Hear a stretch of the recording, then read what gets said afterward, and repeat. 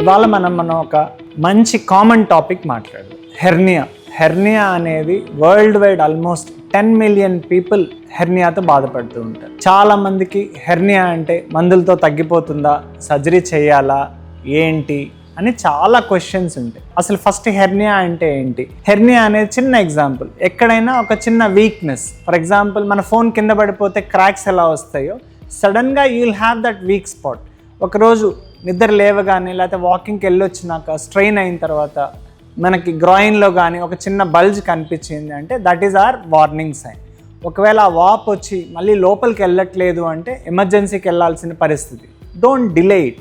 మనం అందరం అనుకుంటాం పెయిన్ లేకపోతే హెర్నియాని ఇప్పుడే ట్రీట్ చేయని అవసరం లేదు అని. అది అబ్సల్యూట్లీ రాంగ్. ఎందుకు అంటే మనకి ఎమర్జెన్సీలో వచ్చినప్పుడు స్వెల్లింగ్ అనే దాంట్లో ఒకవేళ కానీ బవల్ లూప్ కానీ ఏదైనా ఇరుక్కొని ఉంటే దాని బ్లడ్ సప్లై తగ్గిపోయి అనవసరంగా సెప్సిస్లోకి వెళ్ళే అవకాశం ఉంటుంది. అందుకే you should always come to hospital in time వచ్చినప్పుడు మా లాంటి స్పెషలిస్ట్ చూసి చిన్న ఇన్వెస్టిగేషన్ అల్ట్రాసౌండ్ అబ్డామెన్ అని ఉంటుంది, లేకపోతే అల్ట్రాసౌండ్ గ్రాయిన్ టెస్ట్లో ఆ స్వెల్లింగ్ ఏంటి దాంట్లో ఏముందో చూస్తారు. ఇన్ కేస్ అది హెర్నియా ఉంటే బై సైన్స్ దేని వలన మందులతో కానీ ఆ వీక్నెస్ని కరెక్ట్ చేసే అవకాశమే లేదు. Surgery is the only choice. ఈ ఒక్క పాయింట్ అందరూ తెలుసుకుంటే మనం చాలా ప్రాబ్లమ్స్ని అవాయిడ్ చేయగలం. ఎస్పెషలీ యశోదాలో మనకి డావిన్సీ రోబో సిస్టమ్ అనేది ఎస్టాబ్లిష్ చేయడం జరిగింది.